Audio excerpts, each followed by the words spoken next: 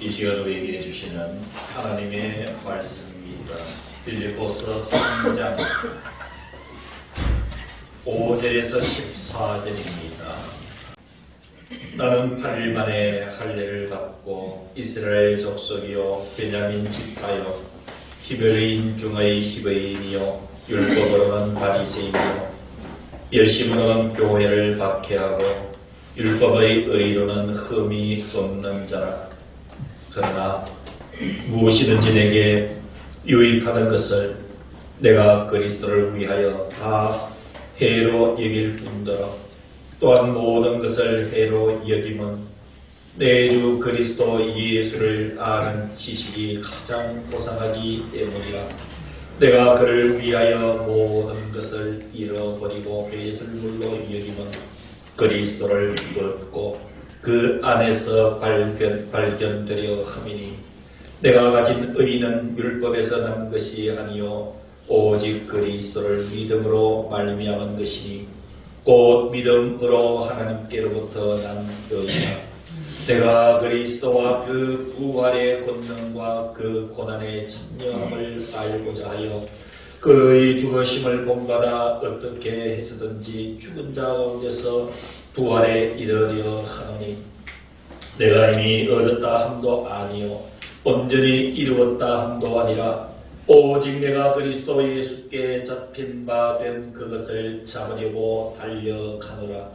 형제들아, 나는 아직 내가 잡은 줄로 여기지 아니하고 오직 한 일전 뒤에 있는 것은 잊어버리고 앞에 있는 것을 잡으려고 표대를 향하여 그리스도 예수 안에서 하나님이 위에서 부르신 부름의 상을 위하여 달려가노라. 아멘.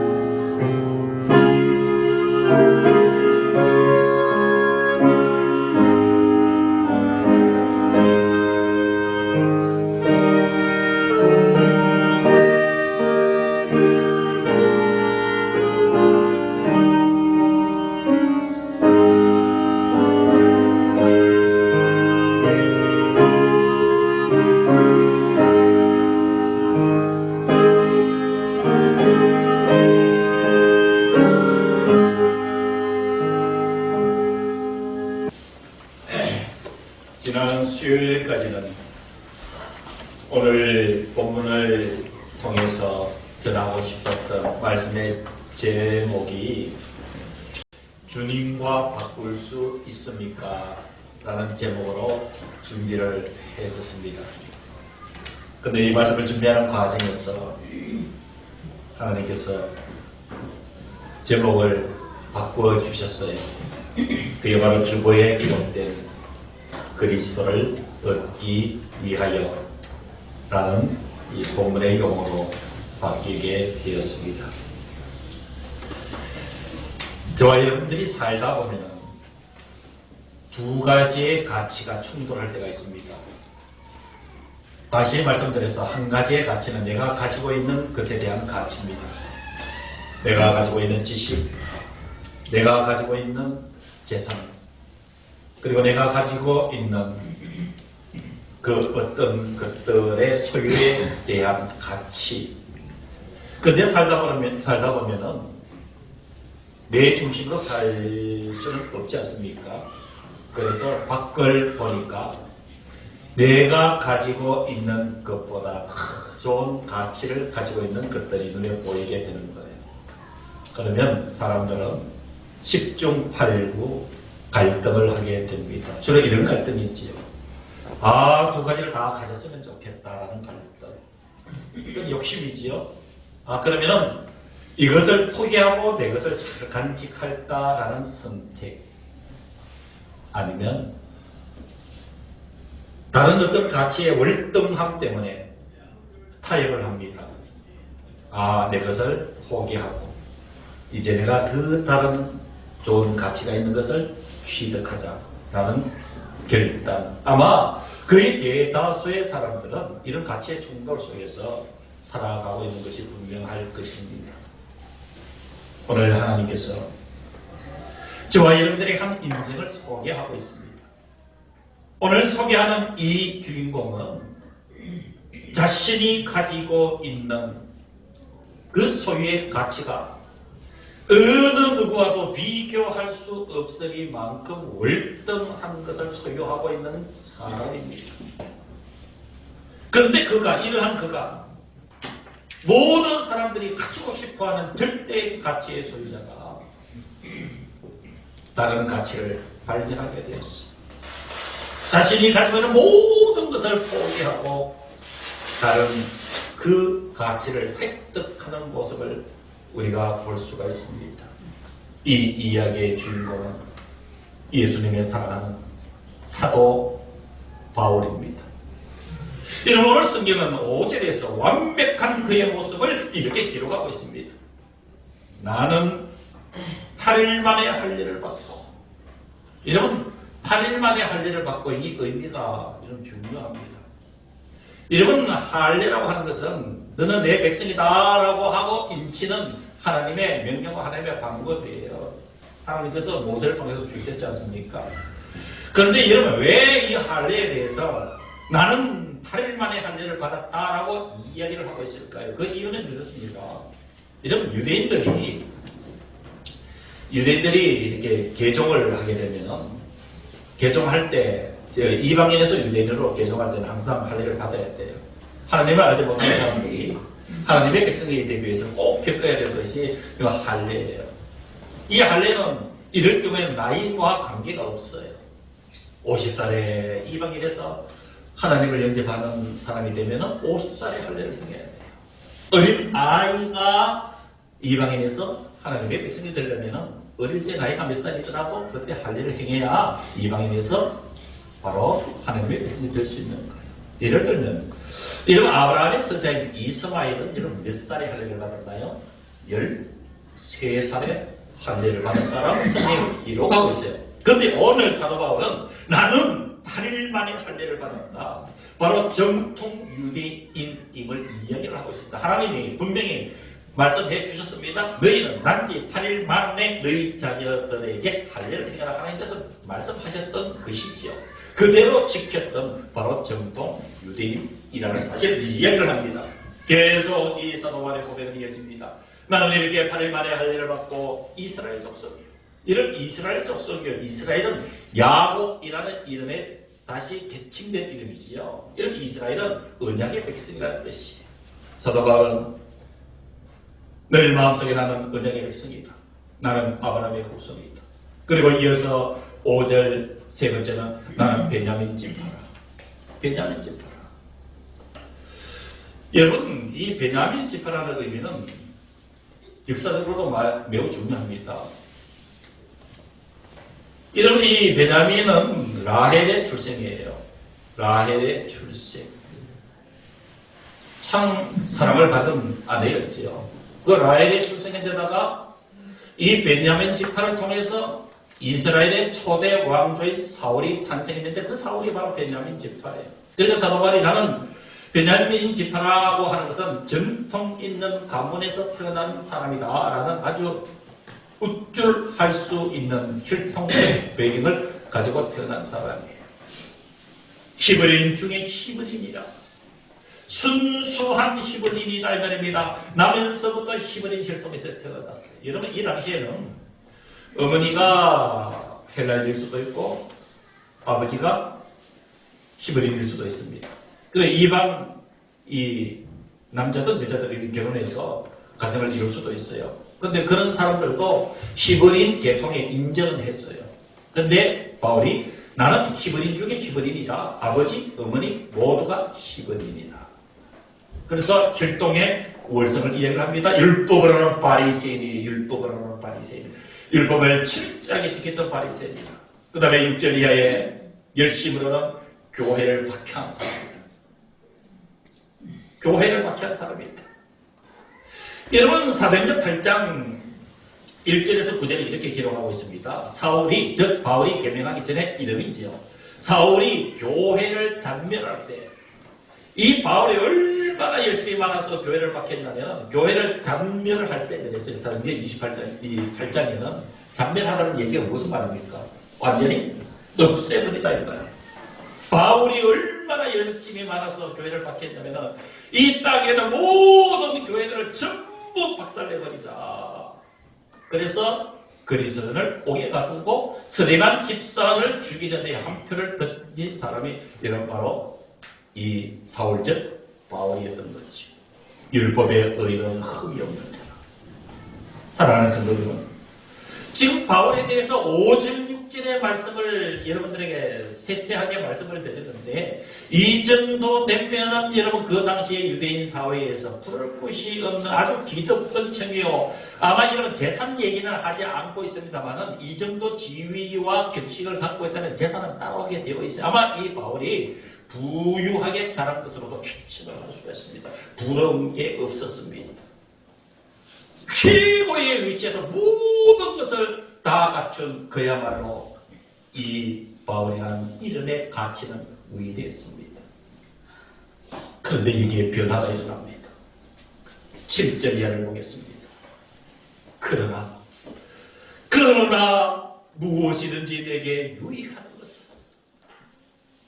만지 8일 만에 할 일을 받았다는 것은 자기를 유익하게 했습니다. 이스라엘 족속이라는 사실은 우쭐하게 만들었습니다. 베냐민 지파라는 혈통적 위대함은 자신의 가치를 높여주었습니다. 히브리인 중에 히브리라는 이 사실 앞에서 사람들은 무시할 수가 없습니다. 율법으로는 바리새인이라 했습니다. 교회를 박해도 누구 하나 반대하지 않았습니다. 율법의 의로는 흠이 없던 사람이었습니다. 이것이 이렇게 유익하고 소중하게 가치 있는 것들을 실제 이하에 어떻게 얘기합니까? 내가 그리스도를 위하여 다 해로 여길 뿐더라. 또한 이 모든 것을 해로 여기면 내 주 그리스도 예수를 아는 지식이 가장 고상하기 때문이라. 사랑하는 성도 여러분, 여기에서 사도 바울은 가치의 충돌을 느꼈던 것입니다. 자기 속에 있는 큰 귀한 가치들, 이 세속적인 가치들, 그 가치를 적대시하며 살아왔던 사도 바울이 다메섹 도상에서 예수를 만났어요. 이날도 대제사장의 공문을 가지고 다마스커스 즉 다메섹에 있는 그리스도인을 잡아서 감옥에 가두기 위해서 의기양양하게 가던 일이에요. 부활하신 예수님이 큰만 빛으로 이 바울을 만나주셨습니다.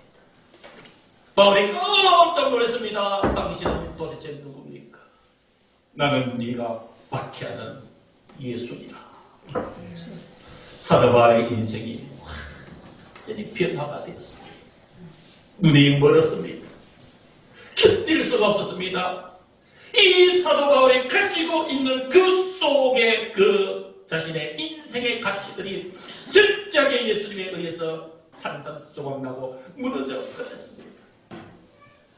8일 만에 할례를 받은 이 전통성이고 이스라엘 족속이라는 민족적 월성 베냐민 지파라는 지파의 월성 히브리 중에 히브리라고 떠들고 다녔던 자신의 그 부러지점 나는 바리새인이요 교회를 내가 박해한대를 읽더니라 나는 율법에 의로는 흠이 없다 라고 부러지던 그 가치관들이 예수 그리스도를 만남으로 인해서 산산조각이 나버렸습니다.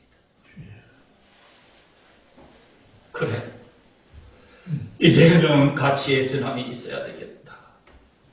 지금까지 내가 그렇게 품고 살았던 것들 이제는 예수 그리스도를 위해서 모든 것을 다 해로 여기겠다. 모든 것을 해로 여기겠다. 무슨 뜻일까요? 아무 쓸모 없는 것으로 여기겠다.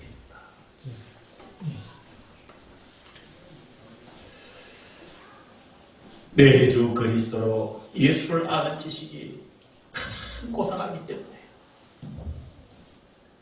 내가 예수를 위하여 모든 것을 버리되 배설물처럼 버리겠다. 배설물처럼 버리겠다.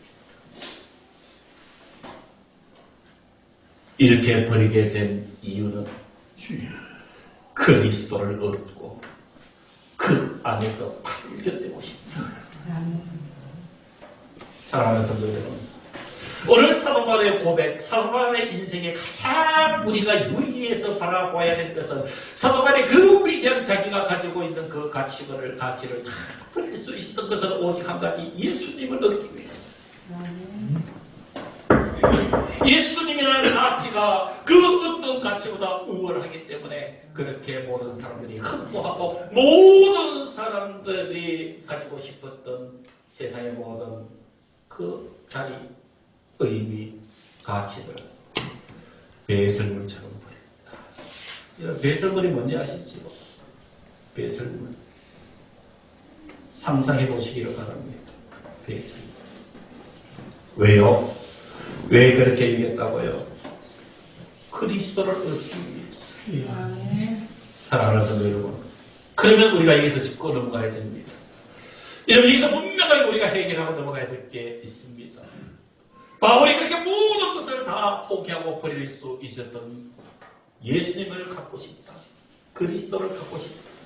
도대체 그 그리스도가 무엇이며 그리스도 속에는 무엇이 있길래 그리스도를 가지고 싶어 했을까?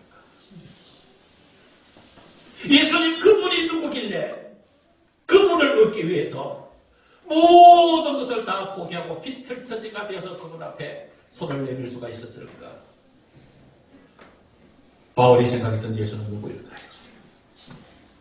그 그리스도는 저와 여러분들의 주님이십니다.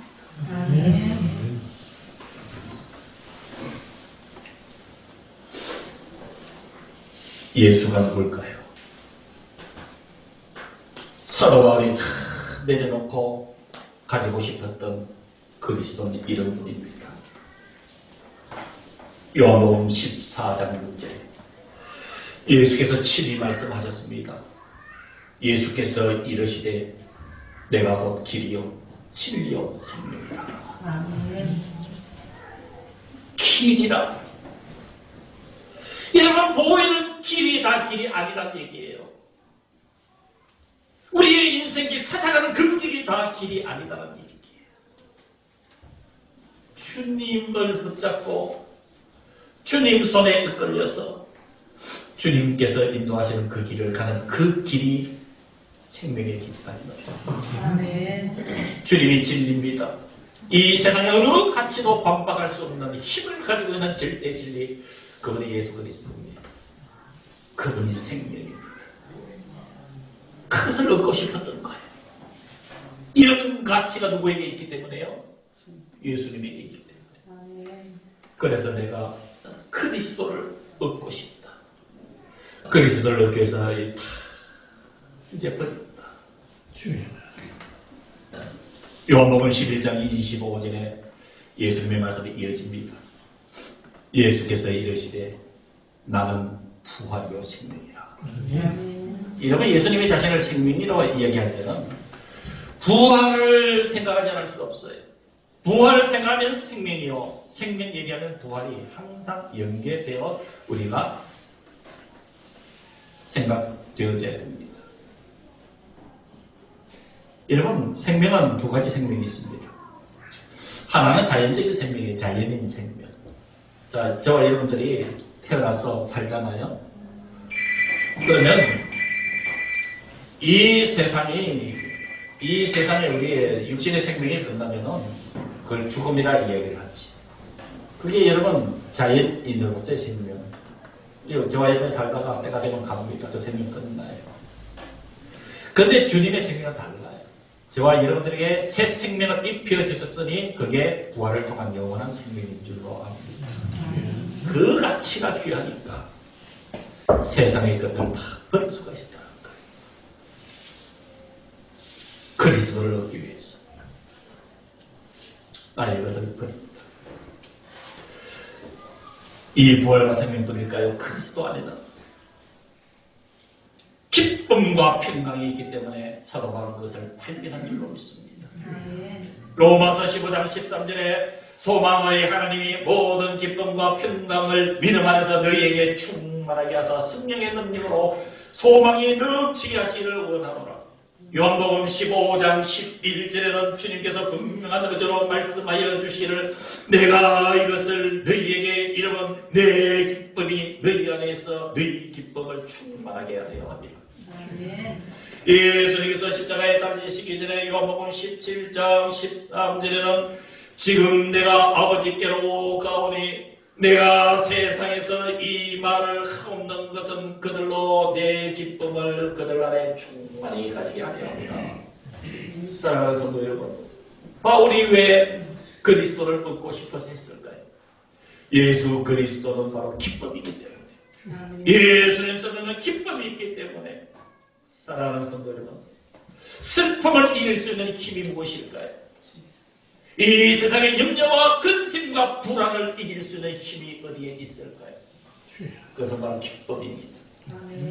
여러분이 기쁨, 작은 기쁨이라도 있으면 그 기쁨의 능력은 근심과 슬픔을 이기게 하는 능력이 있습니다. 그 기쁨의 권한은 세상이 아니라 예수 그리스도십니다. 평안을 너희에게 끼치노니 곧 나의 평안을 너희에게 주노라. 요한복음 14장 27절 이하에 나의 평안을 너희에게 주노라. 내가 너희에게 주는 것은 세상이 주는 것과 같이 아니하니라. 너희는 마음에 근심하지도 말고 두려워하지도 말아라. 사랑하는 성도 여러분, 평안의 능력을 아십니까? 분명하게 주님께서 말씀해 주셨던 것처럼 세상이 주는 것이 아니라 내가 주는 평안, 그 평안 주님이 주시는 평안의 능력을 아십니까? 너희는 마음에 근심하지도 말고 두려워하지도 말아라. 요한복음 16장 33절에는 이것을 너희에게 이르는 것은 너희로 내 안에서 평안을 누리게 하려 함이라. 세상에서는 너희가 환난을 당하나 담대하라 내가 세상을 이기었노라. 사랑하는 성도 여러분, 그리스도는 평안의 실체입니다. 우리 살다 보면 느낄 수 있는 근심과 환난과 두려움을 이겨내는 힘이 예수 그리스도고 주님의 평안에 있는 줄로 믿습니다. 사랑하는 성도 여러분, 거부할 수 없는, 밑도 끝도 없는 근심 때문에, 두려움 때문에 정신이 아찔을 할 때 경험해 보셨습니까? 환난으로 인해서 인생의 절벽과 같은 그 끝자락에서 당황해 보신 적 없습니까? 세상의 그 힘이 나의 삶, 나의 인생 속에 스물스물 도전해 오는 그 힘에 두려워한 적은 없었습니까? 근심을 이겨내는 것이 주님의 평안입니다.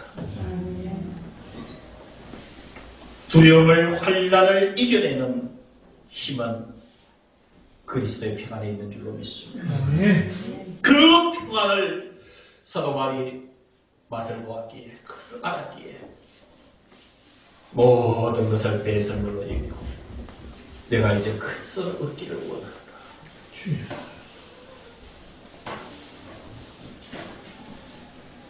우리는 또 말씀 앞으로 더 다가서야 됩니다. 그분이 누굴까요? 시편 27편 1절에 여호와는 나의 빛이요 나의 구원이시니 내가 누구를 두려워하리요. 사랑하는 성도 여러분, 하나님은 빛이십니다. 예수는 그리스도입니다. 그리스도는 바로 빛이십니다. 이런 빛의 위대함을 느껴보기 위해서 제가 실험을 해봤습니다. 빛의 어둠. 이 목회자는 많이 어둠과 익숙해요. 어떤 밝음보다 어둠과 익숙해요. 왜냐하면 눈에 보이지 않는 어떤 어둠 자체의 그걸 즐기는 게 아니라 어두우면은 아무것도 안 보이고 묵상을 할 수가 있어요. 말씀을 붙잡고 깜깜한 불을 꺼놓고 있으면 묵상을 할 수 있어요. 근데 반대로 일반적으로 어둠은 사람들의 두려움의 대상입니다. 이런 마음속에 어둠이 있으면 인생에 이상이 있어요. 이런 마음속에 어둠이 동아리를 털고 있으면 잘 웃어지지가 않아요. 인생이 좀 부정적이 돼요.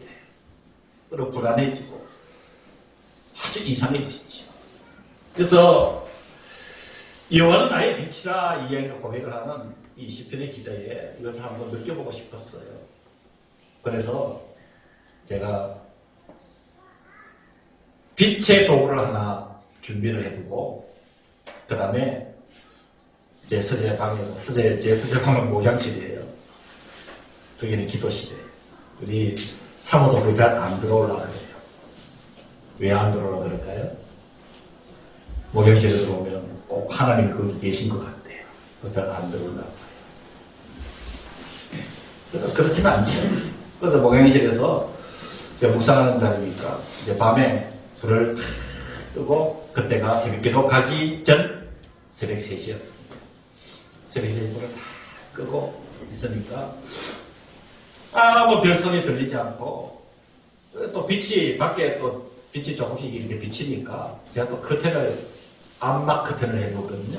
제 서재에는 커튼을 완전히 빛을 차단해서 제가 일어서서 이렇게 거들어 봤어요. 거들어 보니까 의자에도 콕 받치고 책상 모서리에도 머리도 콕 받치고 움직이기도 그렇다 보니까 뭔가 조금 마음이 불안해져요. 어두우니까. 그때 제가 준비해둔 이런 머리에 쓰는 랜턴 아시나요? 충전시. 그걸 제가 준비해뒀거든요. 그래서 작은 LED 불을 설치를 했어요. 탁 켜고 보니까 그 빛 속에서 희망과 사랑과 의욕이 확 번져나오는 거예요. 자신감이 확 생기는 거예요.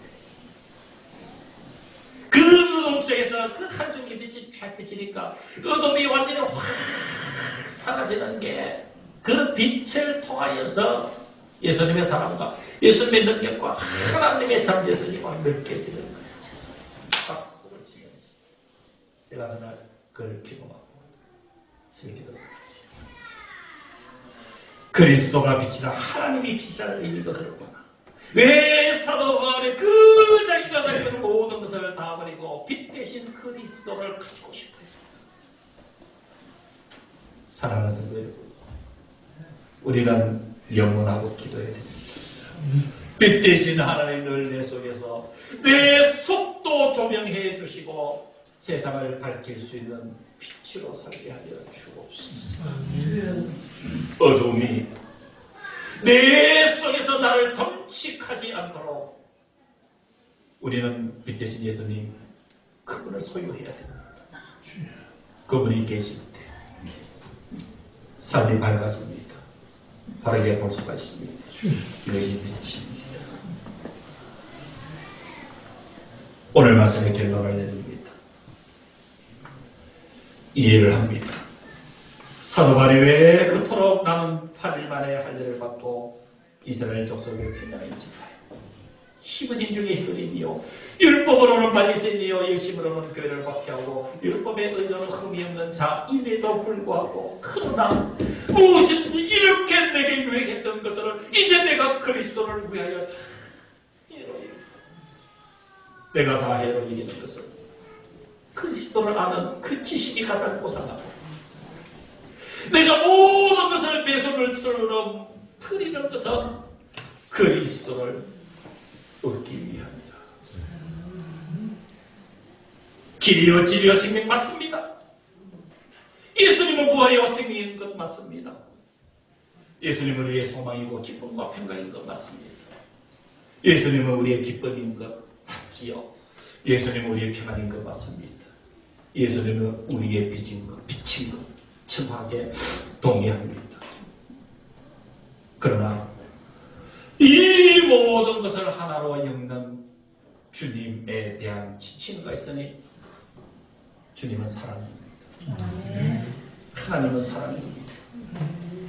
바울은 그 주님을 품고 주님을 나의 것으로 영접하고 이 사랑이라는 항아리 속에 모든 것을 다 집어넣고 전도 여행을 떠나면서 외로움받고 외면당하고 고통당하고 죽을 지경이 되어도 그리스도를 전할 수 있었던 것은 바로 예수님의 사랑이었던 것을 알았던 거지. 이 말씀을 읽어드리면서 오늘 말씀을 마무리하고자 합니다. 요한일서 4장 8절에 사랑하지 아니하는 자는 하나님을 알지 못하나니 이는 하나님은 사랑이십니다. 사도 바울은 이 세상의 모든 것 다 가진다 할지라도 사랑이 없으면 아무것도 아니라 그런즉 믿음, 소망, 사랑 이 세 가지는 항상 있을 것인데 그 중에 제일은 사랑이라. 바울은 주님을 얻기 위해서 모든 것을 버렸습니다. 성도 여러분, 주님과 바꿀 수 있습니까? 주님을 얻기 위해서 내가 가치 있게 잡고 있는 그 무엇을 놓을 수 있습니까? 주님과 바꿀 수 있습니까? 오늘 우리에게 그것을 묻고 있는 것입니다. 기도하겠습니다. 지금은 우리 주 예수 그리스도의 은혜와 하나님 아버지의 크신 그 사랑하심과 성령 하나님의 위로 교제 교통 능력으로 충만히 역사하심이 43번째 주일 오전 예배를 드린 사랑하는 모든 성도들의 심령 속에 그리고 함께하지 못한 모든 성도들 그들의 영혼과 생명 가정 속에 주님의 이 교회 위에 이제부터 영원토록 함께하여 주시기를 간절히 축원하옵나이다.